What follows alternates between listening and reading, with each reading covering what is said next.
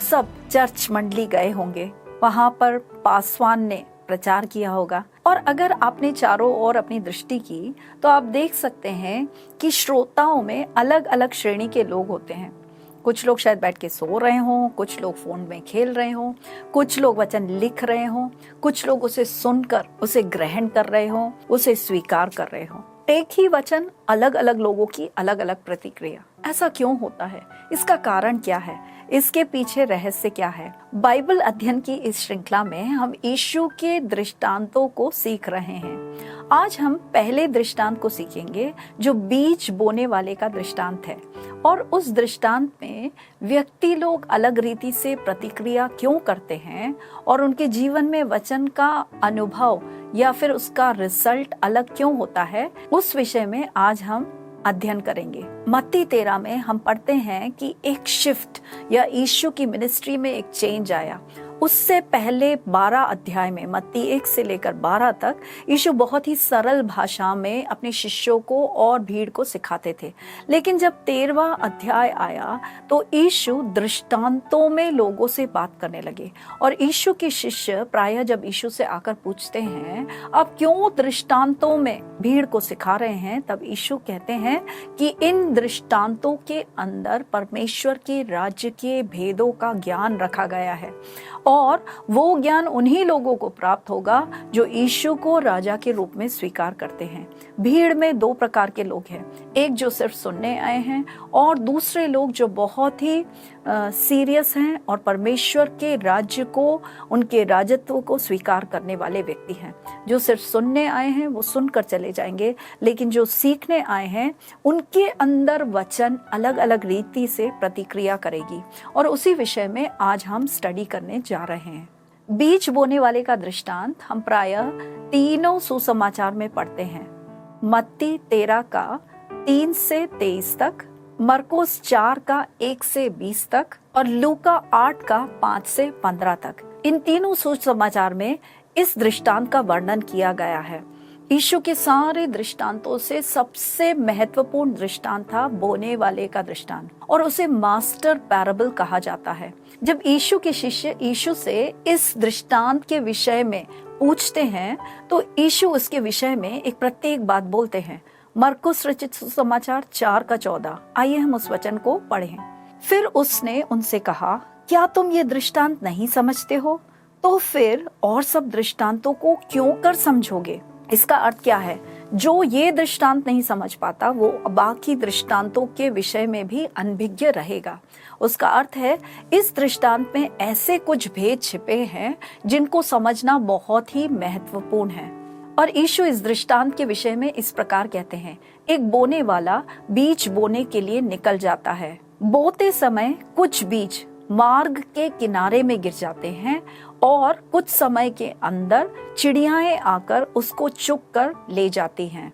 कुछ बीज पथरीली भूमि पर गिरते हैं और वहां पर ज्यादा मिट्टी ना होने के कारण उसको जड़ नहीं पकड़ पाता और सूरज की किरणों के कारण वो झुलस जाता है। कुछ बीज कांटीली झाड़ियों के बीच में गिरते हैं और ये झाड़ियां बढ़कर इस बीज को दबोच लेती है। लेकिन कुछ बीज अच्छी भूमि पर गिरता है और वो अच्छा फल उत्पन्न करता है, कुछ में से 30 गुना, कुछ में से 60 गुना और कुछ में से 100 गुना।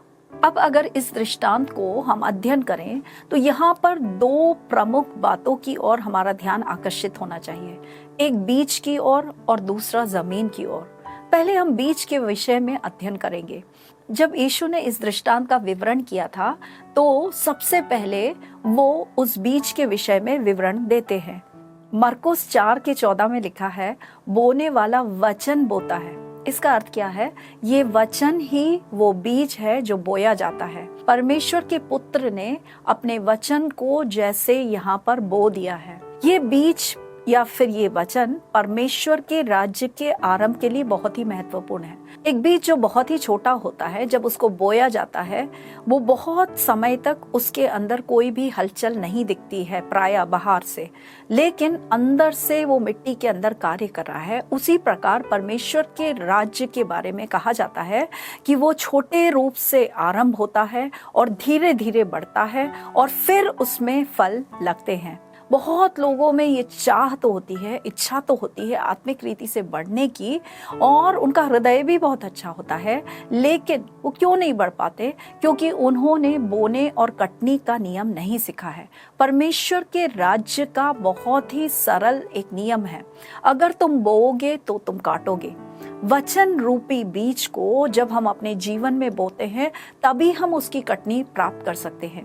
उदाहरण के लिए उत्पत्ति की पुस्तक 1:2 में इस प्रकार लिखा गया है, पृथ्वी बेडोल और सुनसान पड़ी थी और उसके ऊपर अंधकार था, लेकिन परमेश्वर ने कहा उजियाला हो, और उजियाला हो गया। सो जो कुछ भी बंजर और सुनसान आपके जीवन में पड़ा हुआ है, जो क्षेत्रों में आप स्ट्रगल कर रहे हो, आप चाह रहे हो कि उससे बाहर निकलो, आपकी बहुत इच्छा है, लेकिन क्यों आप उससे बाहर नहीं निकल पा रहे हो? क्योंकि परमेश्वर के राज्य का सिद्धांत ये है कि अगर उस शून्यता को आपको हटाना है, उस बेडोल जीवन को आपको चेंज करना है, तो उसके अंदर बीज बोना है, और वो बीज वचन का बीज है। जब इस बात को सुनते हो तो आपको लगेगा कि हाँ ठीक है, वचन के अंदर से मैं कोई बीज ढूंढूं और अपने जीवन में बोऊं, लेकिन ये इस प्रकार नहीं होता है। परमेश्वर के राज्य का कोई भी कार्य मनुष्य के अंदर से आरंभ नहीं होता है, वो परमेश्वर के साइड से आना होता है। इसलिए प्रायः हम देखते हैं कि लोग अगर उन्हें कुछ भी सीखना है या वचन ढूंढना है तो वो गूगल सर्च करते हैं, हाँ अभी मैं कष्ट में हूँ, तो कष्ट के बारे में गूगल में कौन से वचन लिखे गए हैं, और वो वचन अपने नोटबुक में लिखते हैं और उसका अंगीकार करने लगते हैं। लेकिन आपको अगर परमेश्वर से एक वचन प्राप्त करना है तो आपको प्रार्थना करनी है, और पवित्र आत्मा खुद आपको वो बीज देगी, और उस बीज को जब आप बोएंगे तो वो आपके जीवन में अधिक फलवंत होगा। परमेश्वर के राज्य का हर कार्य मनुष्य के फ्लैश में से नहीं बल्कि पवित्र आत्मा के द्वारा आरंभ होता है, और वही फलवंत होता है। यशायाह 55:11 में परमेश्वर खुद अपने वचन के बारे में इस प्रकार गवाही देते हैं, उसी प्रकार से मेरा वचन भी होगा जो मेरे मुख से निकलता है, वह व्यर्थ ठहर कर मेरे पास नहीं लौटेगा, परंतु जो मेरी इच्छा है उसे पूरा करेगा, जिस काम के लिए मैंने उसको भेजा है उसको सफल करेगा। परमेश्वर का वचन उतना पावरफुल होता है, अगर उसे भेजा जाए तो जिस कार्य के उद्देश्य से उसे भेजा जाता है उसको वो पूरा ही करता है। इसलिए यीशु अपने शिष्यों से ये बात समझा रहे थे, सिखा रहे थे कि एक बीज का महत्व क्या होता है। अगर हम उस दृष्टांत को ध्यानपूर्वक देखें तो बोने वाले ने एक ही प्रकार का बीज सब और फैला दिया था, लेकिन उस 6 प्रकार की भूमि ने 6 प्रकार का रिजल्ट दिया। वहां पर यीशु ने 3 अच्छी भूमि का और 3 ऐसी भूमि का जो फलवंत नहीं हुई उसका बहुत ही डिटेल में विवरण दिया है। आइए हम उन 6 प्रकार की भूमियों का अध्ययन करें। पहली भूमि जहाँ पर वो बीज गिरी थी वो मार्ग में थी। मार्ग में या रास्ते में गिरे हुए बीजों को इमीडिएटली उसी समय चिड़िया चुग कर ले जाती है, और ये उन व्यक्तियों को दिखाता है जो वचन तो सुनते हैं लेकिन उसकी समझ उनके अंदर नहीं होती। उनका मन क्लोज्ड है, वो उस वचन को स्वीकार करना ही नहीं चाहते। किसी न किसी रीति से वो चिड़ियाएं शैतानी शक्तियों को दिखाती हैं, उस वचन को उनके मन से तुरंत ही लेकर निकल जाती है। इसका एक बहुत ही अच्छा उदाहरण हम प्रेरितों की पुस्तक में देखते हैं। प्रेरितों के 24वें अध्याय उसके 24वें वचन में पौलुस प्रेरित को वहां कैसरिया के जेल में डाला गया है। फेलिक्स और उसकी पत्नी ड्रूसिल्ला पौलुस को वहां आमंत्रित करती है वचन सुनने के लिए। आइए हम उस वचन को पढ़ें। प्रेरितों के कार्य 24 का 24 और 25। कितने दिनों के बाद फेलिक्स और अपनी पत्नी द्रुसिल्ला को, जो यहूदिनी थी, साथ लेकर आया और पौलुस को बुलवाकर उस विश्वास के विषय में जो मसीह यीशु पर है उससे सुना। फेलिक्स और द्रुसिल्ला वचन सुनने के लिए पौलुस को आमंत्रित कर रहे हैं, और पौलुस जब उनसे वचन बोलता है तो इन लोगों की प्रतिक्रिया किस प्रकार होती है हम देखते हैं। और जब वे धर्म और संयम और आने वाले न्याय की चर्चा करता है तो फेलिक्स ने भयमान होकर उत्तर दिया, अभी तो तू जा, अवसर पाकर मैं तुझे फिर बुलाऊंगा। सो फेलिक्स ने क्या किया, ये जब वचन आया तो उसने कहा अभी मुझे ये वचन नहीं स्वीकार करना, मैं फिर किसी समय उसको स्वीकार कर लूंगा। सो उसने उस वचन को रिजेक्ट किया। He rejected the word of the kingdom. और ये उस बीज को दिखाता है जो मार्ग में गिरा और तत्क्षण ही नष्ट हो गया। दूसरे प्रकार का वचन जो पथरीली भूमि पर गिरा, उसके विषय में यीशु इस प्रकार कहते हैं। वो उन लोगों को दर्शाता है जो वचन को तो बहुत अच्छे से सुनते हैं, बहुत आनंद के साथ स्वीकार करते हैं, लेकिन कुछ समय के बाद जब एक टेस्टिंग आता है, उस वचन के कारण कोई भी पीड़ा या सतावना आता है, तो वो तुरंत उस वचन को छोड़ देते हैं, त्यागते हैं और अपने पुरानी अवस्थाओं में लौट जाते हैं। उदाहरण के लिए, मेरी एक सखी थी जो विश्वास में आई थी, और जब उसके विवाह का समय आया तो उसने अपने माता पिता से कहा, मैं एक बॉर्न अगेन क्रिश्चियन से ही शादी करना चाहती हूँ। लेकिन क्योंकि उसके माता पिता ने उस बात की रजामंदी नहीं दी, तो उसने एक अविश्वासी से विवाह किया। उसने वो सताना या पीड़ा जो उसके पिता माता ने उसकी ओर किया था, वो ना सह पाई और उसने वचन में लिखी गई आज्ञाओं का त्याग कर दिया, और उस कारण से अब वो बहुत पछताती है, लेकिन उस बात को वो वापस नहीं ले सकती। और यह उदाहरण एक पथरीली भूमि पर गिरे हुए बीज को दर्शाता है। और तीसरा बीज जो कटीली झाड़ियों के बीच में जाकर गिरा, उसके चारों ओर इन कटीली झाड़ियों ने उगकर उसको दबोच दिया। वह एक ऐसे व्यक्ति को दिखाता है जिसने वचन को तो स्वीकार किया, वो भूमि तो अच्छी थी, वो बढ़कर भी आया, लेकिन उस व्यक्ति के हृदय में धन से जो लालच था या फिर सांसारिक बातों से जो मोह था, उस कारण से उस वचन को वो ऊंचा स्थान ना देकर सांसारिक बातों के पीछे लग गया और उसने वचन का त्याग कर दिया। इसका एक बहुत ही अच्छा उदाहरण प्रेरितों के कार्य 5वें अध्याय में हम पढ़ते हैं। वहाँ हनन्याह और सफीरा नाम के एक विश्वासी दंपति के बारे में पढ़ते हैं।